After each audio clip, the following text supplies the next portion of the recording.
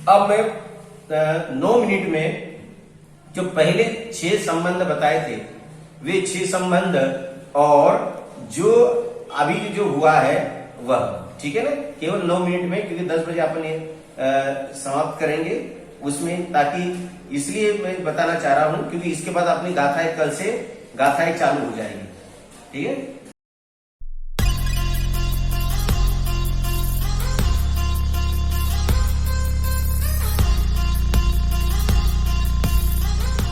तादात्म्य का तत्व रूप रहना, द्रव्य और स्वभाव में जो संबंध होता है उसका नाम है तादात्म्य संबंध।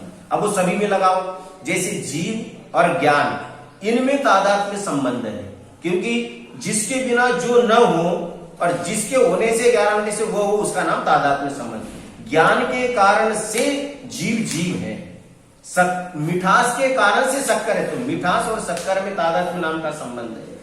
ज्ञान और आत्मा में तादात्म्य नाम का संबंध है। स्पर्श रसगंध वर्ण और पुद्गल में तादात्म्य नाम का संबंध है। मेरा और पुद्गल के साथ तादात्म्य संबंध नहीं है, क्योंकि मेरा जो गुण है वह जानना देखना है, पुद्गल का स्पर्शादि है, इसलिए मेरे में और पुद्गल में तादात्म्य संबंध नहीं है। मेरा और मेरे ज्ञानादि गुणों में और पुद्गल का अपने स्पर्शादि गुणों में तादात्म्य संबंध है, ठीक है। संयोग सिद्ध संबंध, ठीक है, ये मैं शॉर्टकट में बता रहा हूं क्योंकि पहले समझा चुका हूं और सबके पास भेजा। संयोग का अर्थ अपन जैसे बैठे 10 बजे तक अपन सब बैठे हैं, तो संयोग का अर्थ जिसका नियम से वियोग होना है। एक संयोग की परिभाषा, संयोग की परिभाषा सुन लो। संयोग किसका नाम है? जिसका नियम से वियोग होता है उसका नाम संयोग। ये डेफिनेशन याद रखो तो जीव कभी दुखी नहीं होगा। अरे मेरा जन्म हुआ है, जो मैं कह रहा ना कि मेरा जन्म हुआ, तो ये निश्चित पहले प्रकट करना कि मेरा मरण होने वाला है, यानी कौन सा पर्याय का, समझ में, जन्म मरण की परिभाषा भी इसके संबंध मैंने बताई थी, समझ में। अरे जिसका उत्पाद हो गारंटी से वे होना है, जिनका हम सबका संयोग हुआ है नियम से उसका क्या होना है, वियोग होना है। तो इस शरीर का, इस कर्मों का क्या है, इनका तो संयोग है, ये एक समय में आए दूसरे समय में सब चले जाने वाले। अरे पाप कर्म का उदय आया है तो गारंटी से जाएगा, क्योंकि एक समय का संयोग है, वो जाएगा, समझ में ना। इसलिए मैं परद्रव्य के कारण से सुखी नहीं हूं, क्योंकि संयोग में केवल आए, वो मेरे में नहीं आ सकता, मैं उसमें नहीं जा सकता, ठीक है। तीसरा संबंध है परस्पर एक अवगाह क्षेत्र, अर्थात एक क्षेत्र अवगाह, अर्थात एक में होकर रहना। जैसे दूध और पानी, दूध और पानी दोनों एक में रहते हैं, अर्थात दूध में हम पानी डालते हैं तो जहां जहां पानी होता है वहां वहां दूध होता है, वो केवल रहने का एक स्थान है। लेकिन पानी कभी दूध रूप नहीं होता है और दूध कभी पानी रूप नहीं होता है, उसका नाम है एक क्षेत्र अवगाह संबंध। उसी प्रकार हम अपने कर्मों के साथ लगा सकते हैं, हम इस शरीर के साथ लगा सकते हैं, समझ में। शरीर और आत्मा में एक क्षेत्र अवगाह संबंध है। ये जब तक इसकी आयु है तब तक इसका मेरे साथ एक क्षेत्र अवगाह संबंध है, अर्थात जहां जहां शरीर के परमाणु है वहां वहां आत्मा के परमाणु है, जहां जहां आत्मा के परमाणु है वहां वहां शरीर के परमाणु है।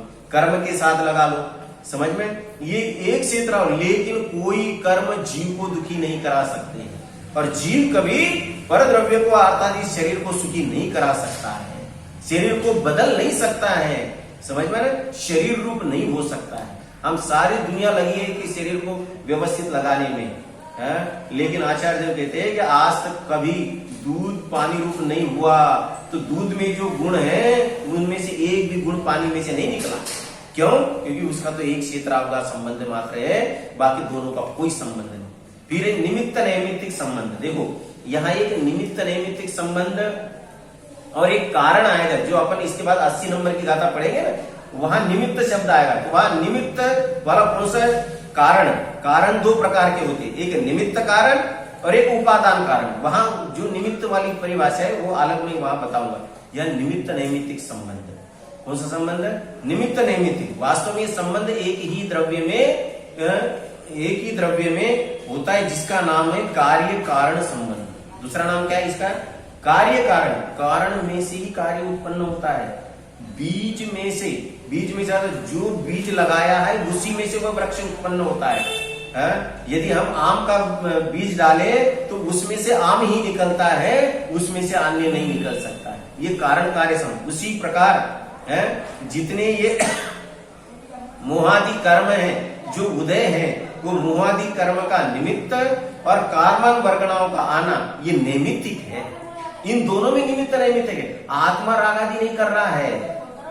क्या कहे समझना, आत्मा राग आदि परिणाम नहीं कर रहा है। बहुत सूक्ष्मता से बात जानो, ये सूक्ष्मता से बात जानो कि आत्मा केवल राग आदि को जानता है, लेकिन अज्ञान दशा में ये जीव क्या करता है कि वो ऐसा मानता है कि मैं राग आदि कर रहा हूं। इसलिए मैंने पहले भी बताया था, ये कर्तृत्व तो कर नहीं सकता, लेकिन कर्तृत्व तो बुद्धि करता है। क्या कहा, कर्तृत्व बुद्धि, अर्थात इसमें केवल अज्ञानता रूप कार्य कर सकता है, कर कुछ नहीं सकता। एक भी पुण्य भाव को चाह कर नहीं ला सकता है और एक भी पाप भाव को चाह कर ला नहीं सकता है। जब जिसका उदय है वो स्वयं आते, तो राग, इसलिए आश्रव की परिभाषा जान लो, जो भाव आश्रव और द्रव्य आश्रव है, इसलिए वह भाव आश्रव और द्रव्य आश्रव क्या है, क्योंकि आत्मा कर्मों को नहीं लाता। तो क्या है फिर परिभाषा कि आत्मा में, देखो आत्मा में, आत्मा से नहीं बोला, आत्मा में जो मोह राग आदि परिणाम होते हैं उसका नाम है भाव कर्म, और उन भाव कर्म के निमित्त से, भाव कर्म के निमित्त से स्वयं कार्मान परमाणुओं का आना, उसका नाम है द्रव्य कर्म, द्रव्याश्रम। तो ये उन दोनों में है, जीव का उनके साथ नहीं, जीव का कोई रोल नहीं है, जीव का कोई रोल नहीं, जीव उससे अत्यंत भिन्न है? समझ में ना। फिर निमित्त तो कहा जाता है ना, उसकी चर्चा 80 नंबर में गाथा में आ रही, वहां पर भी क्या है वो अपन देखेंगे। फिर इतर आश्रय दोष, इसी का दूसरा नाम है अन्योन्य आश्रय, और तीसरा इसका परस्पर आश्रय दोष है। यानी अज्ञानी जीव क्या मानता है वो बात इसमें दी है। देखो, परस्पर एक दूसरे के आश्रय को ही इतरेतर आश्रय दोष कहते हैं। जैसे सूर्य का उदय होते ही कमल का खिलना और सूर्य के अस्त होते ही कमल का बंद होना, ये क्या है, इतरेतर आश्रय दोष है। समझ में ना, इतरेतर आश्रय। तो हमें क्या लग रहा है कि सूर्य के कारण से कमल खिल रहा है, तो कहते क्या कमल की कोई योग्यता नहीं क्या अपनी है? यदि सूर्य नहीं निकले तो क्या कमल बिल्कुल खिलेगा ही नहीं? अरे उनका ऐसा परस्पर आश्रय है, ऐसा लगता है, लेकिन वास्तव में है ही नहीं। अज्ञानी कर्म कारण अज्ञान, और अज्ञान का कारण कर्म। क्या कह रहे, अज्ञानी कर्म कारण मानता है, किसका, अज्ञान का, कि मेरे जो आज अज्ञान हो रहा है वो किसके कारण के साथ, मेरे महापाप कर्म का उदय, इसलिए अज्ञान हो रहा है। और फिर कहते ये ऐसा क्यों हो रहा है, क्योंकि अज्ञान के कारण मुझे कर्म का बंध हो रहा है, मैं अज्ञानी हूं ना इसलिए कर्म। ऐसा इस प्रकार ये अज्ञान और कर्म में परस्पर एक दूसरे के आश्रय से होता है, ऐसा मानना उसका नाम है इतर आश्रय दोष। ऐसा मानना, वास्तव में ऐसा नहीं है, कर्म के कारण से अज्ञान और अज्ञान के कारण से कर्म, ऐसा नहीं है। परंतु उनका कथन ठीक नहीं है। जिस प्रकार जिस बीज से वृक्ष उत्पन्न होता है, वह बीज उसी वृक्ष से उत्पन्न नहीं होता। क्या कहा है? अरे जो आम का पेड़ आया, तो जो आम का पेड़ आज हमें दिख रहा है, वो जो पेड़ उत्पन्न हुआ, क्या वो उसी के बीज से उत्पन्न हुआ क्या है? बीज अलग है और वो पेड़ अलग है, उस पेड़ से उत्पन्न होने वाले फल अलग है। समझ, वह बीज उसी वृक्ष से उत्पन्न नहीं होता। इसी प्रकार जिस अज्ञान से जो कर्म बंध होता है, उस कर्म के उदय से वही अज्ञान नहीं होता है, बिल्कुल होता नहीं है। अरे मैं स्वयं अज्ञान में रह रहा हूं इसलिए अज्ञान होता है, वास्तव में वह अज्ञान नहीं होता है। कोई कर्म मुझे नहीं कहते तू अज्ञान रूप से परिणमित हो जाए। पाप कर्म के उदय में ज्ञानी अज्ञान रूप से परिणमित नहीं हो रहे, तो मैं कहां से अज्ञान रूप से परिणमित हो जाऊं। और लास्ट है एक कौन सा, अनवस्था नाम का दोष।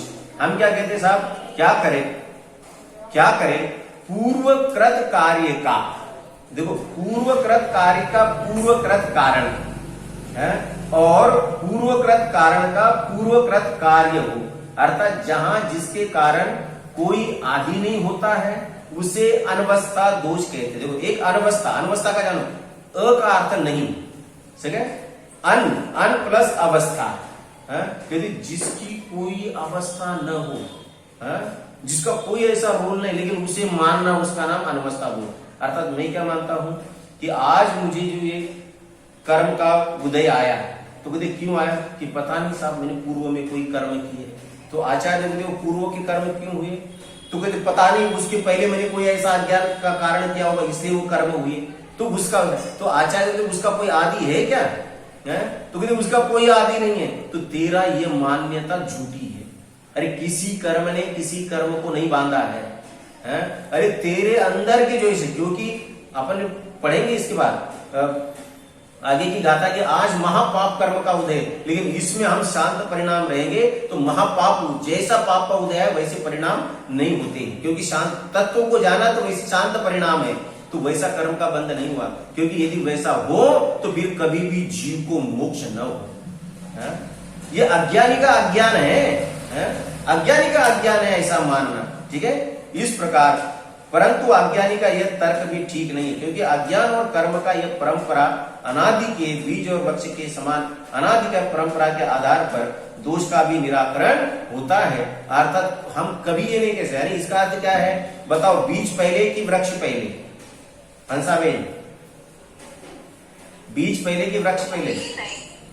कोई नहीं ना। तो इसका अर्थ बीज अपनी योग्यता से है और वृक्ष अपनी योग्यता से अनादि से। उसी प्रकार हर कर्म अपनी योग्यता से, और तू तेरा परिणाम अपने स्वभाव से, तेरे कारण से हुए नहीं और वे उसके कारण से तू नहीं। इसलिए कोई अनवस्था नहीं है। मानना अनवस्था दोष, ऐसा यदि मानता है तो तेरे अंदर में अनवस्था नाम का दोष है। और तू यदि माने कि वास्तव में मैं स्वतंत्र हूं और ये रागादि वर्णादि जितने परिणाम वे स्वतंत्र है, वे मुझे कर्म कराने में समर्थ नहीं, कर्म विचारे कौन भूल मेरी अधिकाई, ये इस पर घटित होता है। इस प्रकार ये 6 संबंध। उसके बाद निबद्ध में अपन ने जाना था बद्ध घातक संबंध। बद्ध अर्थात आत्मा हमेशा वध होता है, किसके कारण से? घातक। घातक अर्थात कौन घात करता है? ये रागादि, समझ में? रागादि को यदि मैंने अपना माना तो निश्चित रूप से मेरा घात हो जाएगा। इसलिए उसमें बद्ध घातक दोष है। यदि रागादि को मैं अपना मानता हूं तो मेरे अंदर में रागादि तो समझ लेना तेरा इसीलिए घात हो रहा है। ये बद्ध घातक ये है। उसके बाद आपने व्याप्य व्यापक देखा था। तो जो व्याप्य व्यापक है, व्यापक अर्थात द्रव्य और व्याप्य अर्थात उसकी पर्याय, ठीक है। तो प्रत्येक द्रव्य का प्रत्येक द्रव्य में व्याप्य व्यापक संबंध है, और जब व्याप्य व्यापक संबंध वही कर्ता कर्म का संबंध है। और फिर आपने उसके बाद देखा था ज्ञेय ज्ञायक संबंध। आत्मा में जो ज्ञेय झलकते है उस अपेक्षा से ज्ञेय ज्ञायक संबंध है। और फिर निवृत्ति ये जान लिया, विकार ये जान लिया, अर्थात उत्पाद वे द्रव्य की अपेक्षा से भी जान लिया कि प्रत्येक द्रव्य का उत्पाद वे द्रव्य उसी में होता है, किसी अन्य के कारण से नहीं। इस प्रकार 79 नंबर की गाथा तक ये अपने अवस्था वाले जो जो इसमें संबंध है उसकी चर्चा हुई। कल आपने 80 नंबर 3 गाथाएं एक साथ आएगी, वो 3 गाथाएं एक साथ अपन कल यहाँ पढ़ेंगे। भले वो 2 दिन चल सकती है, लेकिन गाथा का पहले अर्थ उसी रूप से अपन जानेंगे। इस प्रकार यहाँ पर ये प्रकरण आज अपना पूरा होता है। अपन यहाँ क्योंकि समय ज्यादा हो गया इसलिए अपन सभी जिनवानी स्तुति करते हैं। और जिनवानी स्तुति के बाद यदि किसी को प्रश्न है तो फिर अपन यहाँ प्रश्न भी आप पूछो, उसका अपन समाधान करेंगे। पहले जिनवानी स्तुति कर लेते हैं हंसा भाई। जिनवानी स्तुति के बाद फिर उसके बाद बेटे उसके बाद 5 मिनट अपन बैठेंगे, तत्व चर्चा करेंगे, ठीक है ना। 5 मिनट चर्चा करेंगे। पहले जिनवानी स्तुति। या वाणी के ज्ञान से सुजलो कालो, सो वाणी मस्तक नमो सदा